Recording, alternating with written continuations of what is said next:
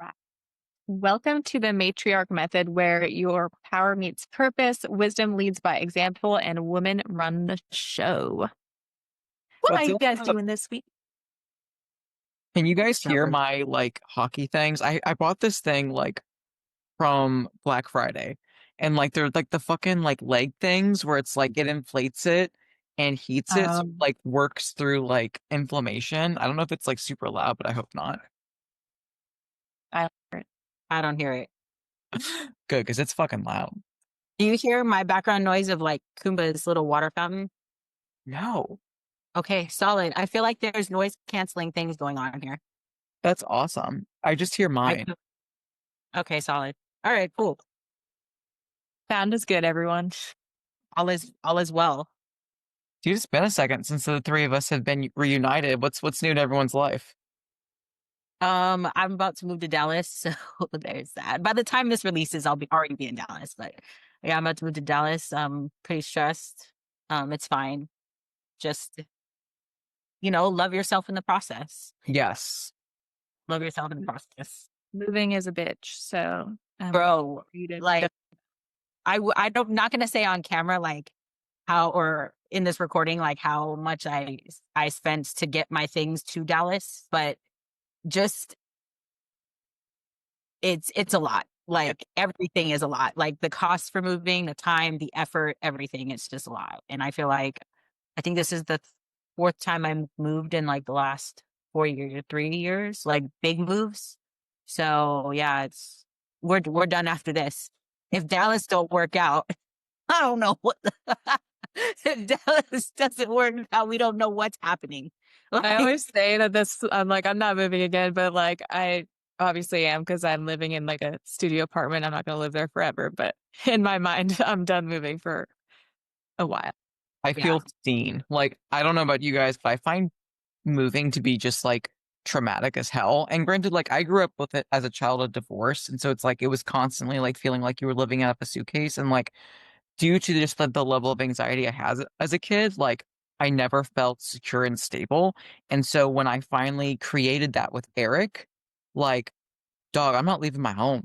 Like I'll go out to the gym and I'll go out to Costco and we'll go out on dates, but like my home is so inviting and so secure that the idea of moving, I'm like, nah, dude, just burn it down. I'm just gonna be like the guy with the Titanic, just like with the ship, just send me.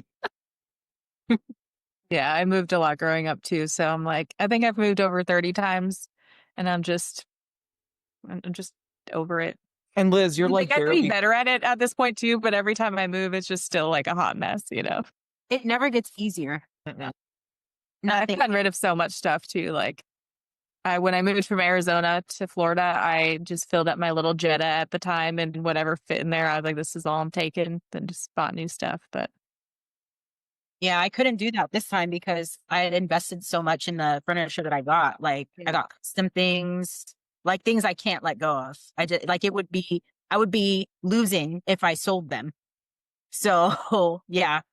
Yep. Just be careful, y'all. Careful. Invest.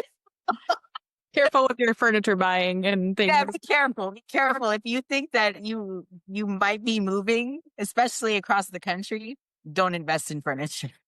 Dude, that's some real shit. Like literally, it's so funny you mentioned that because like Eric and I have never purchased real furniture before. Like we've either done like the Wayfair route or we've like bought off like Craigslist or Facebook or whatever, or we just made it. Like literally, I remember Britt, I remember in Athens, Ohio, I literally made a day bed out of pallets. Like the wood shit that like Mm. things are delivered on at like your local Walmart. Like we literally made a day bed out of pallets. Like I was just did not want to spend money on furniture because I didn't have the money. So now we're thinking about buying our first like real adult couch from Costco, granted. And it's like $1,700. And I'm like, yeah, but an air mattress is like $40. You know what I'm saying? So do we really need the nice couch? But I think it's time.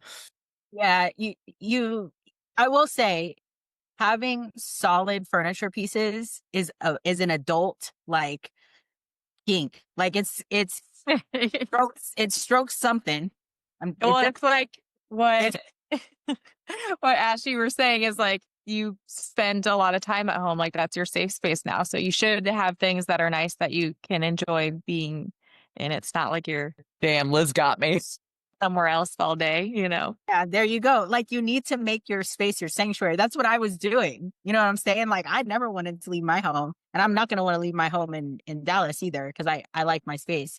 But yeah, you know, stroke that a little bit because once you get that real couch, you're gonna be like, holy fuck, this thing is in my house right now, Dude, legit though, even Eric had like a feng shui moment. Like we reorganized everything to like open it up. And I know you can't see jack shit, but like before my treadmill used to kind of like barricade the door. But now it's like we have so many room for activities. I'm like, okay, we can get ourselves a nice little couch. Like it'll work. It'll be good. I love that for you. And then like when you get nice furniture too, you usually get like a warranty and all that. So it's like taken care of forever. Yep. So like my mattress is the most expensive thing that was in this house. That thing is there forever. I don't have to worry. Like if I need a replacement, they're replacing it. Like, you know what I'm saying? It's same thing with my custom couch. Like if there's a damage, they fix it. So it's kind of like you never have to worry about it again. Unless like you don't that. anymore. All right, ladies, you convinced me. We're gonna buy a couch. Did you guys used to, when you were growing up, do like the whole feng shui, like constantly rearrange your room? Yeah, you need a little spice in your life, you know? Yep. It's word. Me and my brother would just all of a sudden be like, all right, we're doing this thing. We're rearranging the whole whole space. Mm-hmm. I'd say I rearranged because my house and my room in my house when I grew up with my mom was like small. So like there's only so many possibilities. So like whenever I got like a hair up my butt, yeah, I would. But the biggest thing is I had was clothes. So it'd be like going through my clothes constantly, refolding them, like organizing them according to like colors or the mood or how I was feeling. Again, like really tight, nitpicky control at such a young age. But what I really love to do is also like donate clothes. So in a way, it made me feel good. So it was like, oh, I haven't worn this in, X amount of weeks or whatever. Like, let me donate it so then I can get more stuff and accumulate that. But like somewhere along the lines of accumulating stuff, that like phased out as an adult because now it's like, I don't want to own anything. I don't want to own anything. Yo, the amount of stuff, and after this, we should probably get on topic, but like the amount of stuff that I got rid of, like over time, every time I move, I get rid of things because they're not like a part of who I am now anymore. And that in itself is really therapeutic because when you start in a new space, like it's just who you are. Yeah. It's like getting a new phone and not having all the old pictures on it and moving forward with like whatever you're going to build from here until whenever, like, and not taking all of that with you. It just feels different. It just, the space in your life feels different. Yeah. And I actually think that's like a great segue to kind of like the topic of like defining success, because I feel like a lot of people define success based on like wealth accumulation or maybe the newness. So like I'm sure when we were all younger, we wanted to be in the now and have like the newest latest iPhone or the iPod Touch. Or for me at a young age, it was like Vera Bradley, which is like such like a white girl paisley. Just this, Liz, do you relate? Do you know? Like, yeah, like hundreds of dollars on this ugly paisley shit. But like, if you didn't have it, you didn't get to sit in the lunchroom. And I feel like that does bleed into us as female entrepreneurs because like we are told what success should look like, especially from like an Instagram point of view. And then you get caught up in that comparison game, like we talked about last episode. And then you feel unfulfilled because you have not truly defined what success looks like to you. So what did you say? I lost it. I had something that you had said. Fuck. Never mind. I feel like this has happened before. Was it Vera Bradley? Did that get you? No, it's, what did you say? It said something. Never mind. Just leave me alone. Leave me alone. Come back to me. Come back to me. But I think it is really important to like literally think about like when you think of you as successful, like when you think about your business, when you think about who you coach, think about when you've quote unquote made it, what does that picture look like? Have you even thought that far along down the road? Or are you kind of taking it day by day and hoping that like shit sticks? Because like for a while, at least for me, like I did not believe I would be successful. So I just kind of did the day to day because I was just hoping I'd fucking survive. But now it's like, especially since it's tax season and you see what you owe, you're like, oh shit, okay, I guess I was kind of successful. But I do think it's really important to have, again, a strong anchor of what success looks like to you as a female coach. So that way you don't get lost in, especially social media comparisons. So that way you stay true to yourself and you enjoy what you do, because that level of passion and level of service and dedication is the most fulfilling, or it could also be the most damning. I remembered what I was going to say. So when you delete your Instagram app, you'll realize how many problems you actually don't have. You don't have as many like problems as you think you do. I think that sometimes we fabricate a little bit more than necessary because we're so connected to people's lives that it's like, it's not natural for us to be. So in this day and age with social media, it's not supposed, what humans are not supposed to be stuck to a screen connecting with people that are across the country. This is something we adapted to. So it's hard for our brains to really perceive like what success is when we're not necessarily always around like physically people that are doing the things that we are doing. We compare ourselves to thousands of people that we do not know. And that's overwhelming to your brain. So the minute you step away from, so I don't know a person that has stepped away from social media that said that was terrible. Like they're always like, damn, that was actually really needed. I'm so happy I got off social media for the week or the weekend or whatever, because seriously, like it's an overwhelming thing. And we're not meant for that. And I think that your definition of success will really like tailor you toward what you will actually, what type of impact you're going to make in whatever industry you're coaching in. Like one of my main things is alignment. I'm always talking about alignments between who you are and what you create and how you want to live. And those are the things that are the base of like success for me, is making sure that every decision I make is something that I'm proud of. Regardless. So like, for example, I could have moved back home to California, right? I had so many people that were like, just come back home. My mom was like, you could take my townhouse. You won't have to pay very much rent. And like, I had to make sure that if I made that decision, I was going to be proud of myself for it. And so those are like the basis of how I go about like, what does success mean to me? So what do? I made a different choice. And it's a harder choice, especially financially, like I was telling you. However, it's something that once I come out of it, I'll be more expanded and I will be proud of what I have created there. And so like ultimately when you're looking at success, at least for myself, I'm going to speak for myself. It's a lot about peace. It's a lot about like peace. And where does peace come from? Integrity, making decisions that are right by people and right by yourself. You will remove that if you're not acting with integrity. You'll always be in your mind and connected to apps that aren't real life and really comparing yourself to people that you don't know. So I think a good question to ask is whether it's like you're defining success or just you're like making a choice, or, figuring out if you want to do something, asking like, if there was no social media, if no one was going to know that I was going to do this thing, would I still do it? Because that shit matters, like it doesn't matter what the people on Instagram think. And it doesn't even really matter what anyone else thinks besides maybe like if you have family and things like that, that you're providing for, making decisions with each other. But you shouldn't be making that decision of like, oh, is this going to look good to so-and-so? Yeah, Yeah. absolutely. Like chasing that engagement and the likes or the views and the stories, like, yes, those are people and it's prospective clients or it's people that are watching you.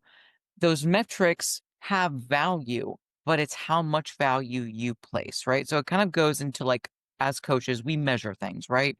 We measure biofeedback. We look at trends. We gather the data.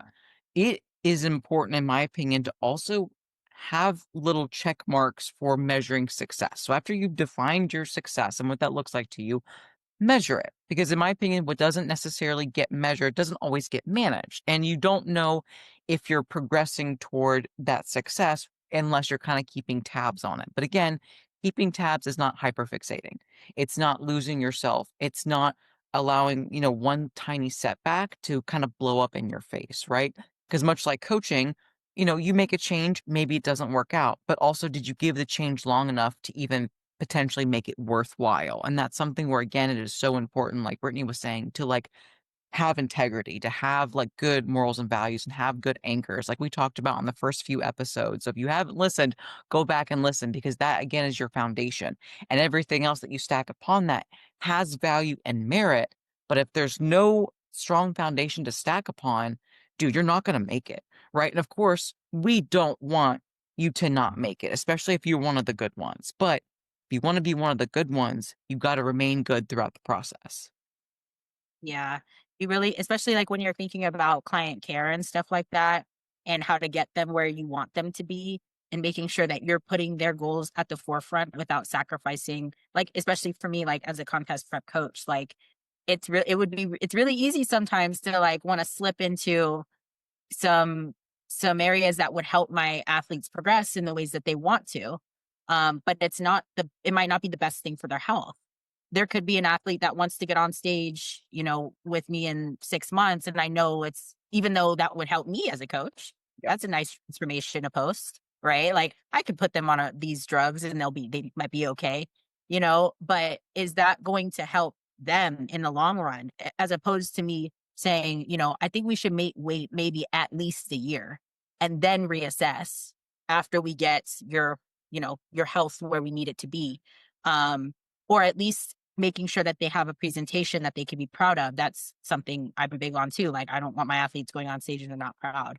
Um, and so making sure that I am not just taking whomever and being like, all right, let's do it, and just seeing where the chips fall.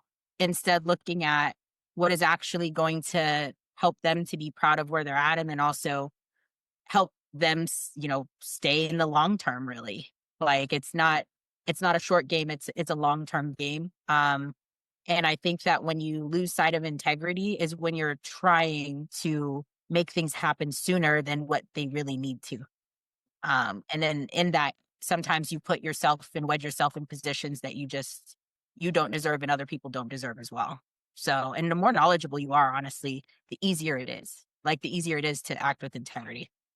So, Yeah, I think in the beginning, obviously you kind of have to gain that experience and take on a bunch of different types of clients and things like that. But I know as I've evolved as a coach, really choosing the ones where I'm like, yes, I want to work with this person. Like I'm excited about it versus just being like, sure, I can take that person on.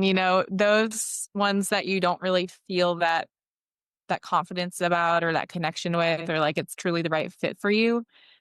It's not always going to feel good, and it's not going to make you look forward to the work that you're doing too. So I think it is important to have that success too of like, I'm working with the people I want to work with and I'm drawn in, and those people are attached or attracted.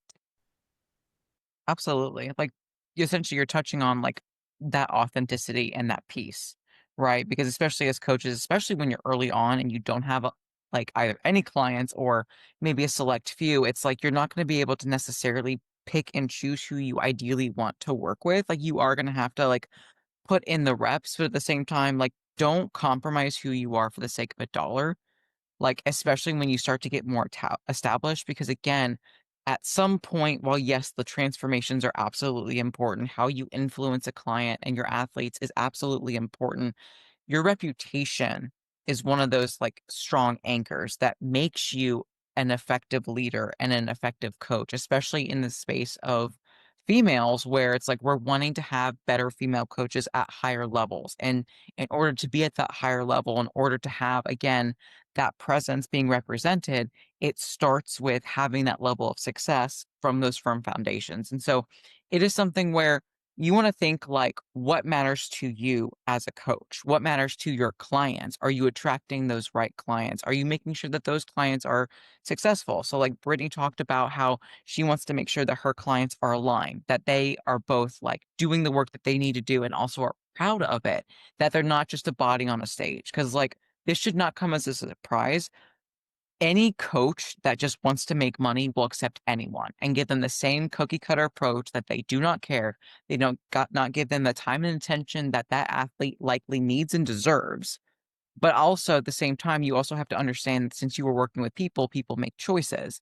And if those choices are to constantly kind of like set themselves back and constantly kind of like be their own worst enemy, then sometimes the best decision is to let that go too.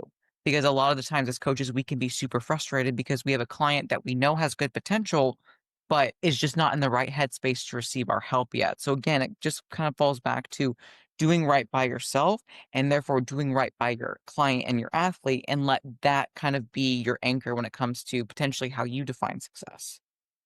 Yeah. I think too, like, it's funny, every time I've personally made a big move like either went full time with coaching or got hired on a team or something, people were like, she's successful. She made it. Like, oh, or you launched something like the first when I launched Built by Brit way back. Nobody knows. I don't think anybody remembers that except for maybe Ash and maybe I don't even think Liz was following me. Of people were like, oh shit, she's coaching. I Yep. got a bunch of clients from that launch because people really like they feed off of that energy. And then I got hired on to a coaching team and that was like, oh shit, like she's successful and I'm still trying to build. Like I'm still trying to get to that next level and people are defining that as success. And then I went full time with coaching and then people were like, oh shit, she quit her job and now she's like going full time with coaching. And I'm still like, well, there's still a space I'm trying to get to, and so the momentum was still there. And then I left that coaching team. People are like, oh shit, like she's going like on her own again and doing her own thing. And I'm like, I'm still trying to build that. Right. And so I think for all of us too, especially myself, I'm still learning like what is enough? Like Mm. what is going to be the point where I'm like, okay. And I think now that I'm back to being on my own, it gives me this opportunity to be very clear about like what I want because I don't have a bunch of voices like there, right?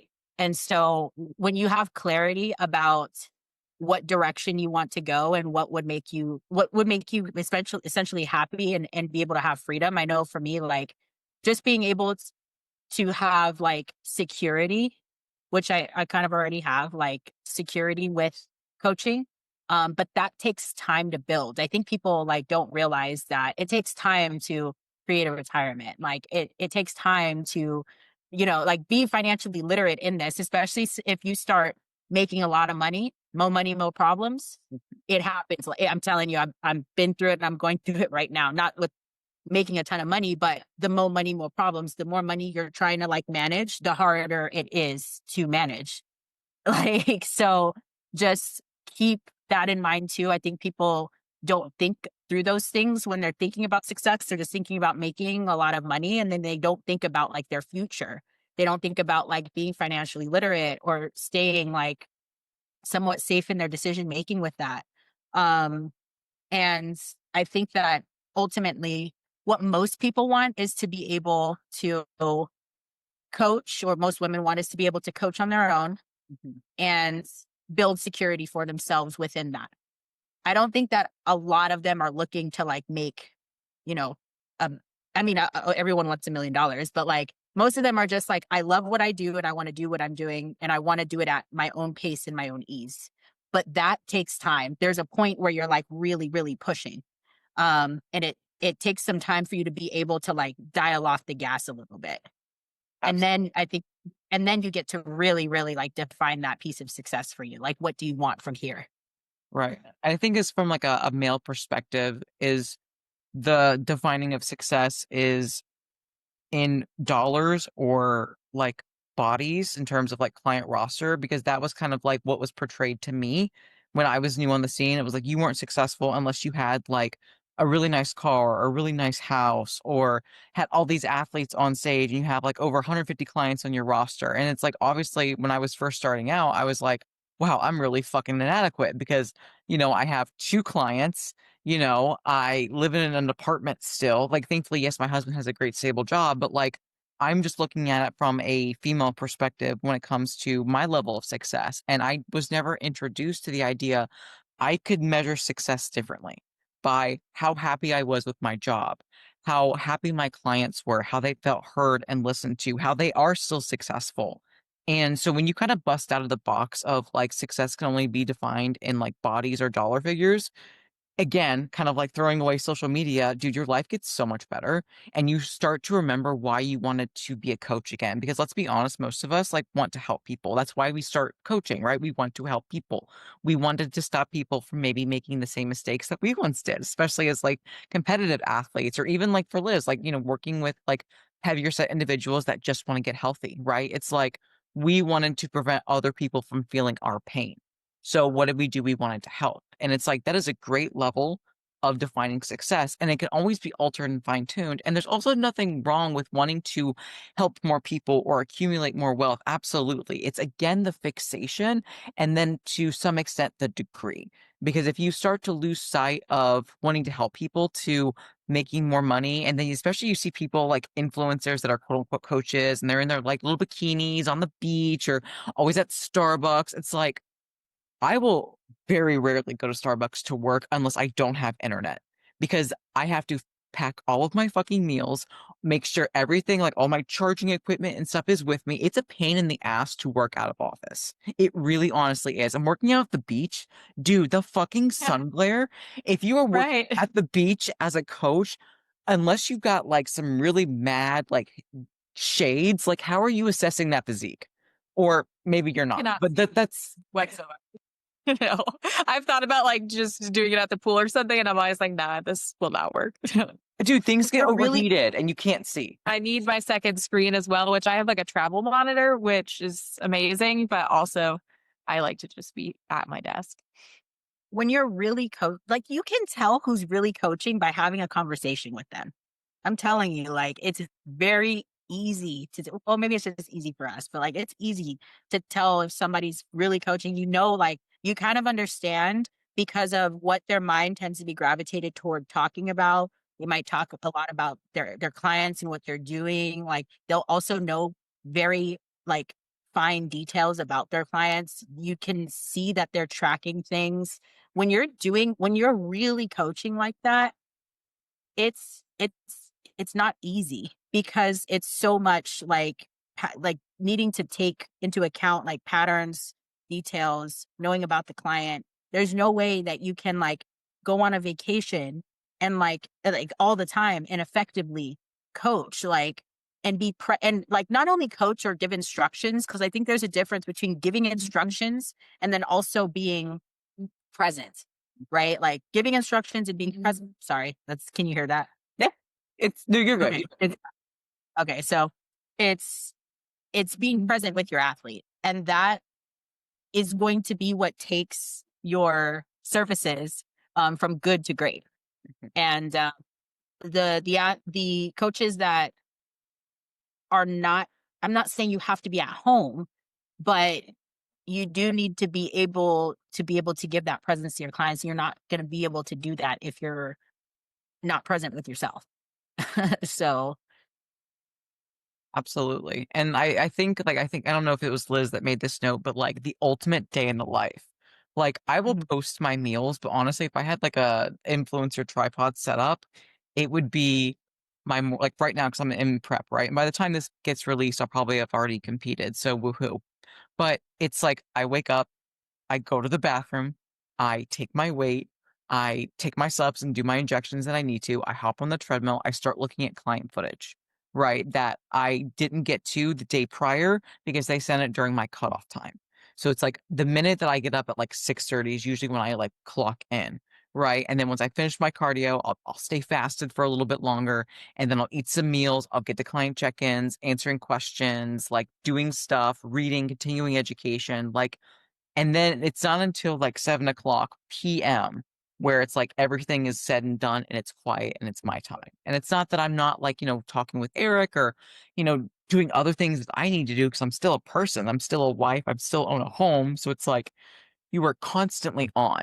And it is such a huge inconvenience if I have to leave my home to go work when it's like, oh my God, it's another distraction. You know what I'm saying? And it's like Britt said, you need to be present in order to be effective, right? Because it's not just about like coaching that specific athlete in that day. It's also thinking about long term about where they need to go because they're busy caught up in their own lives, right? They report to you the week of what they did and what they created and how they lived, and maybe the things that they did and did not do according to your programming. That's great, but you also need to think about long term in terms of like, okay, they're in health phases, if you're in fat loss phases, contest prep, building, using fucking drugs, like being in maybe a SIBO kill phase. You need to think long term, and you cannot do that when things are super chaotic and you don't have a safe space. I feel like the coaches that like, or maybe it is just a societal thing, who knows? Just surrounding fitness, bodybuilding, etc. Like it's just this notion that it's like this side thing. Um, and like I've had people on consult calls, men specifically, um, wonder why I'm being so professional and telling me to like tone myself down. Like, oh, you don't need to talk like that when you're talking to me. Just talk normal. What? Like this is what I do. Yep. Like this is my livelihood. This is what I do. And it's like I've also had guys that I had a guy that did that to me and he apologized later because I was like, well, I mean, this is what I do. I'm not going to give you a discount. Like I'm not just going to shoot you a meal plan because he expected that there would be some sort of discount associated because we were cool. And I was like, that's not how this works. So like, I had to exert my own, like I had to demand respect. Because usually these types of occupations, especially if you are working primarily over the internet and at home, it's like, oh, you can do this anywhere.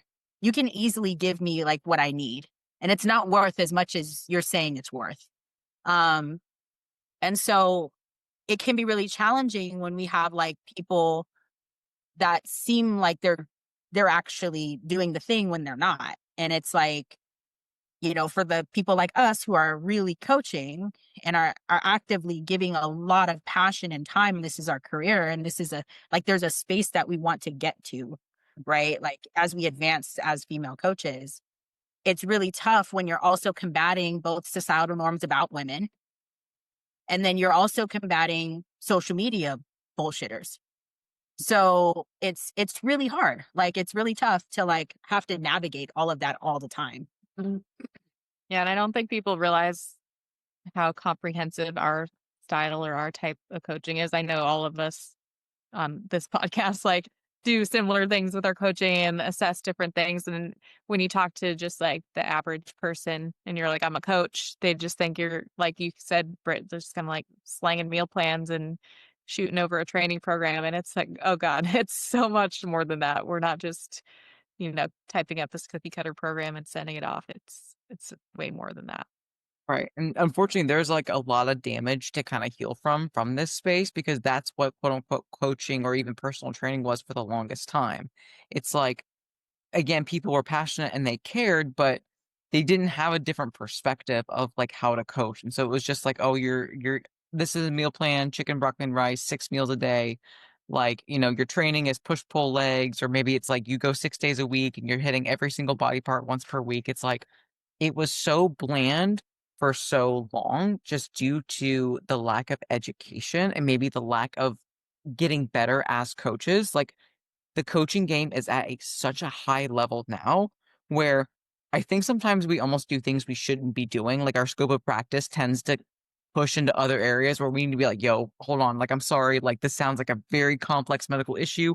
I know what I know, but like, sometimes we just forget that we can refer out and have people within our network, but that's a different topic. But it is one of those things where the coaching game has been elevated. And if you want to hang, you need to be able to bring the heat and you need to be able to step up, right? Which is the whole point of why we are doing what we are doing, the three of us, is because we want women at that higher level. We want women to be successful and to have that success. But again, not just in dollars and clients in true, meaningful impact.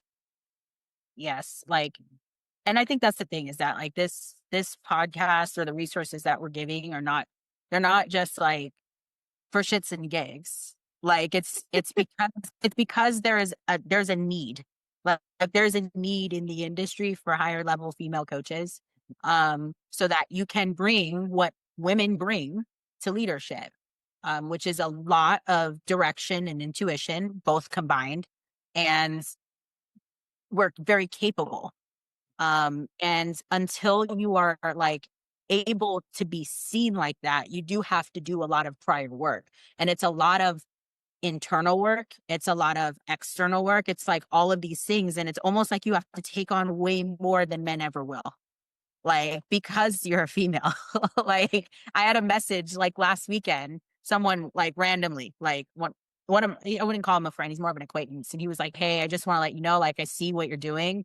And a lot of women don't get their flowers like in this sport. And I'm seeing you now.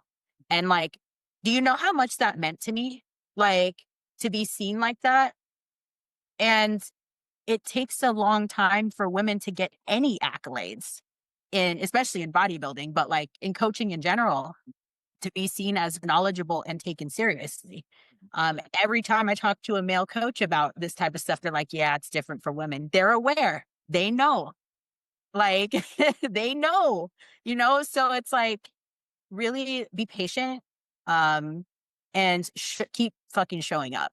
Because as long as you're showing up and acting with integrity, stepping into your power as a woman, you will be fine. You will be successful.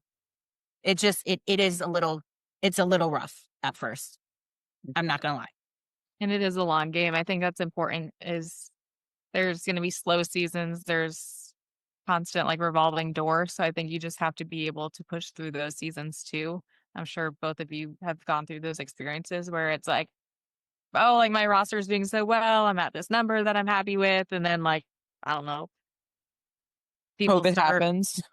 The stock market crashes. Whenever life things happen, and usually it's not just one person at a time, and then it's like, oh shit. So it's like you do always have to be like, don't get comfortable because you're always having to find new people, and it's just one of those industries, like that. Your goal is to help someone reach their goal, and at some point they're probably not going to need you anymore. And my goal actually is to get people to that point. I don't want people relying on me for the rest of their life. I want them to like learn what they're coming to me to learn. And then at some point they spread things and fly. Now, some people really just enjoy the accountability, and I've been with them for 5+ years, and there's those type of people, and I'm so grateful for that. But the majority of people are coming to you like with a goal in mind, and then they're going to go off on their own. So you have to keep that momentum going. Yeah, I mean, there's going to be some point like where my competitive athletes don't want to compete anymore. Like, and what does that exit look like? I can't take that personally. It's still my job to still serve other people that want to be in the realm. And when they're done, if they continue with me and they want to keep building their body without the aspect of competing, then they do. But like, for the most part, you have to like be okay with that level of like, you're going to always need to keep showing up. Yep. There's not a point where like, and that's the thing that makes this so hard in coaching in general, is that your business is going to be built, or it's under the contingents. It's going to stay where it's at or grow or whatever, under the contingents that you show up and that people want to work with you. And at any point, people can just be like, I don't want to work with you, and then you're like, okay, I'm still showing up, right? I'm still showing up on social media, whatever, showing up for my other athletes. But if someone doesn't want to work with you, you're done. Is it? And that's really hard. That's really hard, especially on the psyche, like financially. So you want to like think about all the other skill sets you might have and what else you can offer so that you don't have as much pressure, like to show up and make sure that people want to work with you. It could look like anything, but remember, you're a creator. So like you can literally write an ebook and sell it. Yeah. You know what I'm saying? Like shit like that, so that your worth is not only defined within this space, but you're also able to impact other people based like on your story. like on your story and who you are, what you have learned, things like that. I think a lot of people don't they don't get themselves well round. You could do clothing, shit like that, to hone in on your own creativity, but also promote your brand. So it has to be in liaison with your brand and elevating your brand and who you are. So making sure that you're able to do those things as well, like down the line. Absolutely. I think again, like just starting off, especially like defining how you view your success is really important. And like obviously, like as you get better and become more well-rounded, you can absolutely like step up. Like again, like what Brittany was talking about, like your brand and the services that you offer or the content that you produce and create. But at the end of the day, it's like also like to Liz's point, it's like how you view your success with like the clients that leave you. Because if you leave on good terms when that client does decide to, exit your services, making sure that the impact that you had on 6 months, 1 year, maybe even 5 years in some cases, if we have some long lifers, which of course we love and appreciate, it's like you want to make sure when they reflect on their life, when they're like in their final, moments, their final years of life, that they think highly of their time with Liz, their time with Brittany, their time with Ash, right? Because that at the end of the day, for me, that is a big asset in how I define success. And especially early on when I viewed my success through the lens of a male and I was driven by ego because I felt jaded and I wanted to prove myself. And so I coached like how a male coaches. That comes across very bitchy. And that is not my brand. That is not who I am. I'll be bitchy with my friends because I'm still a human, but I want to uphold a high level of reverence and respect for not only how I coach, but the people that I coach. That is how I define success. That is what my strength is to me and why I have the tagline and the slogan, my own strength. Because I want the clients that work with me, whether it is functional health, general lifestyle population, or competitive people, I want them to look on our time together and know that they found their strength. And however that needs to look for them, which is why it is so important as a coach to have tools at your disposal. So that way you can be adaptable and you can give what that client and athlete needs from you to have success. I do think that is just very, very important to consider before you even decide to post on your socials, hey guys, I'm accepting clients, I'm a coach, because you got to be in it for the right reasons in order to show up every single day, especially as a female, because shit is harder for us. Yeah. And I think in terms of like what your roster number is, that's going to be so dependent on your individual situation. It's important to not compare yourself to other coaches. Like one of you said earlier, some coaches have 150, 200 plus athletes. I don't ever want 200 plus athletes to work out one-on-one with. Like, that's not what I want. Like, I know that my level of dedication and the way I communicate with people, that would suffer if I had that many people that I was serving. And that's not something I want for myself. I do know like the number that I feel comfortable with. Um, and then again, that goes to lifestyle too. Like, I'm not going to push myself to that number just so I can have some fancy cars or whatever it is to be able to show off. I know what's going to make me happy, and that is a more simplistic life. So I think figuring out what number is going to make you comfortable and happy with the life you want to live, but not sacrificing the quality of your coaching. I'd agree. Yeah, I don't think people think about the time commitment and like the amount of people that me, I've worked with at one time, the most I ever worked with was 100 people. That was like how much that was my most. And I was tired all the time. And I was always working. Like there would be no way that I could build Awakened Physiques with that many athletes. I can't take on that many athletes right now. There's no way. I could take on more like now, but I'm not at a cap, right? Once you get above about 80, that's when you start like it starts getting crazy.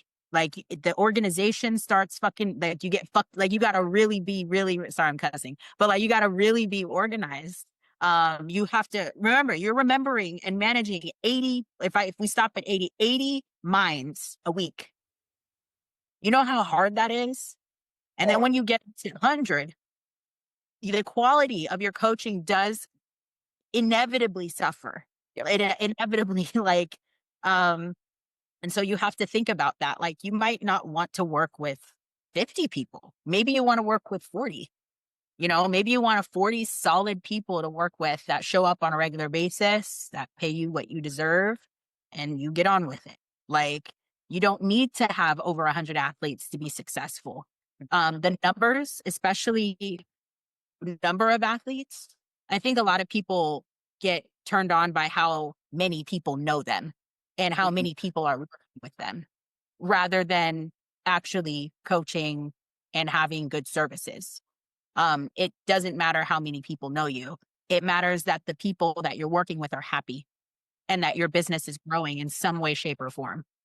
I love that you said that because I'll be completely transparent. I used to work for a vegan coaching company, and like when it was in the early stages, because it was, I forget the fucking term, but it was like new in its beginnings where it was just like being grown and being started and established. And I was thankfully to be a part of that. And I needed it at that time. But then it got really successful. And the next thing I know, the way that we do our check-ins and our software, it was phone calls. And so I had 70 athletes at that time, also doing back-end work for my bosses, like creating their clients' meal plans and like making changes that they needed me to make while they were running the business. And so I had a lot to do and no time for myself, which is why, I wasn't sleeping. Like my health mentally especially suffered to the point of insomnia, depression, and quite frankly, suicide. Like, guys, I was this fucking close because my brain could not fucking handle it. And Britt, I am so glad that you said that 40 was a great number because honestly, if I'm being totally transparent, that is my goal. I don't want more than 40 clients. And I know that there are some people that are going to be like, well, you should be able to handle more. I fucking tried and it cost me my life and my peace. And there are some things that have too high of a cost. So if I lose who Ash Markham is, if I start using my clients as numbers and not people, I have completely lost in how I define success. And I have to remind myself on my harder days, my darker months, my dry spells, oh, I'm not growing, I suck, blah, blah, blah. I just get caught in the shitstorm. I have to remind myself what 70 clients cost me because it almost cost me my life. And that, I'm sorry, is not worth all the rosters and all the money in the world. But that was my experience. And I will be very upfront of what that cost me. Because like we spoke on initially, your peace, your authenticity, your happiness, dude, not worth it. And also my level and my service and my coachability, it was just I wasn't who I could have been. I'm not who I am now. And so while I mourn that Ashley had to go through that, if she didn't survive that, I couldn't be Ash. So it's like it is so important to define early on what success is to you. Like if you want to have 150 clients and that's how you want to coach, that's your business. Like I hope you take care of your people. You're probably not, but I hope you do. Hope you take care of yourself. You're probably not, but I hope you do. But get very I'm just being real. Just get so freaking clear cut on what happiness is. Write it down. Put it on a Pinterest board. I don't care because you're going to be going through some hard shit if you choose this life, if you choose this career path. And on your darkest days, you need to look up and remind yourself what success is to you and have good people around you to make sure that the ship keeps going forward and that you keep showing up because that's how you will win. Yeah. Yeah, and I think some, teams in the coaching space really do just focus on like how can we scale this to as many people as possible. And I've been parts of conversations with that where I'm like, my ideas are focused on the quality and like sometimes things I'm really excited about. Like I'd really like to be able to do XYZ. And it's like, okay, well, like the question was always, well, how are you going to do that when you get to 100, 150 people? And Yeah. again, it goes back to like, I'd rather coach the way that I want to coach and I feel like I can have the impact on people that I want to than be able to be like, oh, well, I have 150 people, Mhm.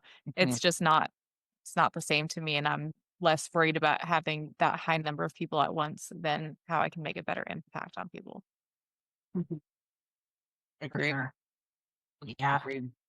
I think it's harder to like when you're on your own, doing your own thing, it's easy to see those like teams. And look at how they're scaling and then like kind of see, because you remember, like if there are multiple coaches in one bubble, they're going to be able to have a lot more of reach. Mhm. So it's hard to not look at yourself and be like, oh, like I don't have that reach. But remember, you're a single person. Like you're a single person, you're making it happen. And try not to like compare yourself, not you, Liz, but I'm talking to the people. Like try But not also you, Liz. but also you. Like it's you're comparing yourself to something that like apples to oranges. Mhm. It's two different things. Even me comparing myself to Ash or Liz, that's two different things because we're two different people. Yeah. So it's important to think through that.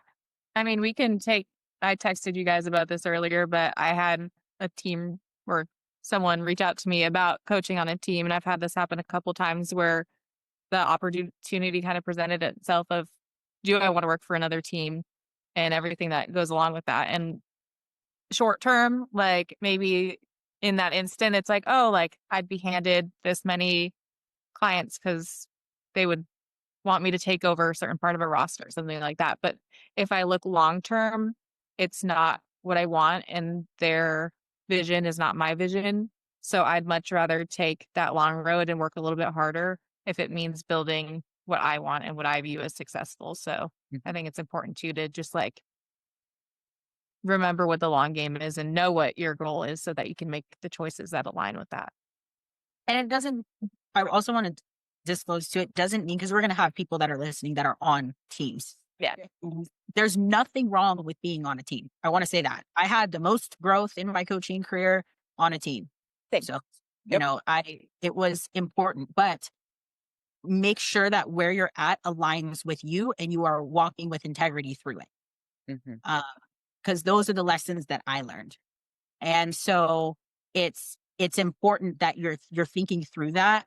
And if something doesn't work for you, you should be able to voice it as a woman. Like you should be able to say how you feel and voice it. And if you can't, you're in the wrong space.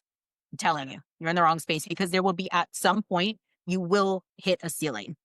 And then the only other option to continue to grow is to figure out how you want it on your own. And that, trust me, is hardest. Like it was the hardest thing to do.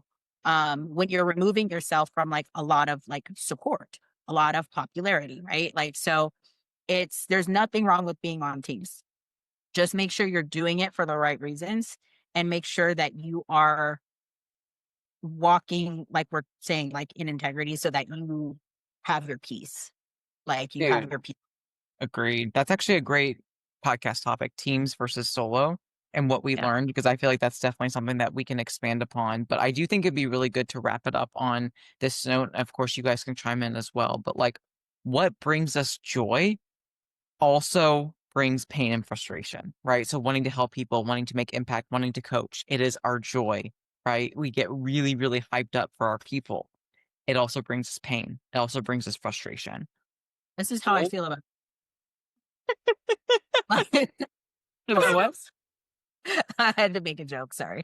No, you're good. You're good. But like goals give us satisfaction. Like goals as a coach, goals as an athlete, goals as a human being. They give us satisfaction, but that breeds pain and frustration. You can't have one without the other. And in order to make progress, that means you've made mistakes. We've made mistakes. How we've defined success, especially me, that was a big mistake early on.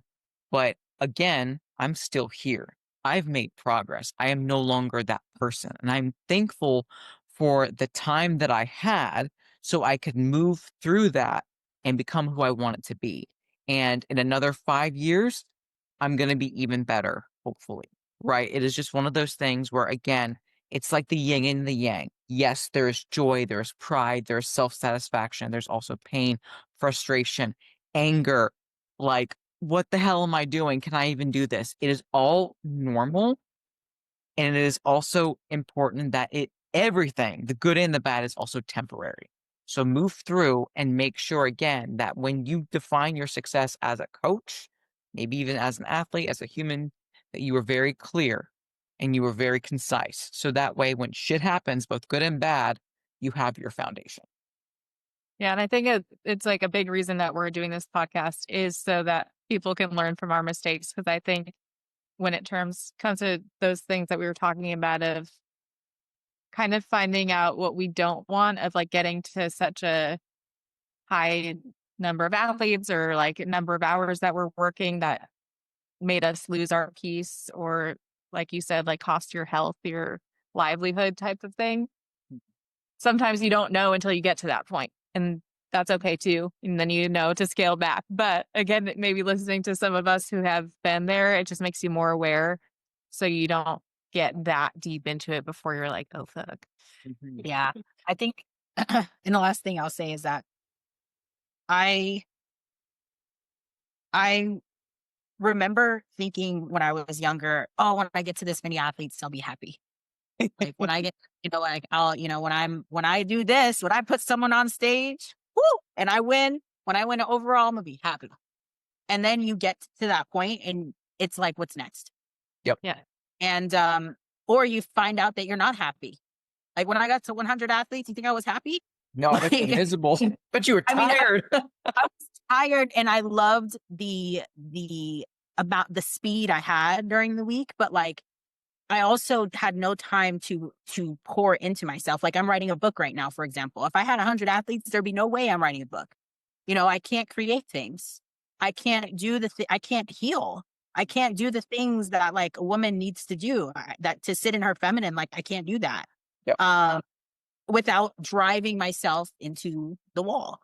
So when I got there, I was like, well, my goal is to get 100 athletes. And then I got there and I was like, oh, this wasn't what I thought it would be. And I'm not saying I don't like the work associated because it was fine. However, there's a problem when I have people inquiring with me or athletes checking in with me and I don't entirely know what they're doing. Like, there's a problem with that. There's a problem with me needing to like recheck my notes and make sure that I like figuring out what I said because I can't seem to manage that many people without like sacrificing my coaching quality. And so, when I had my first overall, that was it. And then I was like, all right, I guess I got to get another one. I guess I got to do another one, and so try not to like get these points where you're like, I'll be happy if I get that. I'll be solid. Like you're always going to need to show up in some way, shape or form. It's just important where you figure out what you need in the process. Because if you can't do that, then it's going to be hard. It's going to be really hard. Yeah. And I think, we're wrapping this up here, but when, B and I were on the same team, and I can just give the perspective of, we weren't as close then. So we didn't like talk as much. I didn't know what she had going on personally, but from the outside, I was like, damn, like I wish I was at where she was at, but I didn't know that she was struggling or like really tired or not able to do those other things that were really important to her. So I think these conversations are really important. Yeah. And as someone that was completely on the outside, even though we were all teammates at one time, I saw you guys being on the team and I saw what I thought was my definition of success. And I was like, oh, damn, Ash, you fucking suck. Maybe you're not made for this. Right. And I started to doubt like my skills and my ability to coach, when in reality, I had no idea that my friend was struggling. I had no idea. I didn't know that like, she, wasn't showing up for herself, that she couldn't create and she couldn't have the passion for herself that she now has, because I love seeing B be B. But the fact that B wasn't B back then, that hurts my heart. And then obviously, again, Liz and I weren't close. But now that Liz and I are close, it's like I love seeing these women thrive because they're doing it on their terms. And like, that's the powerful shit. That's the good stuff. Look at us. Who would have thought? Us. Any final nuggies or any final things to discuss before we conclude? I think that was a good spot to close it out. I agree. All right, guys. Until the next time. Peace. Pennies.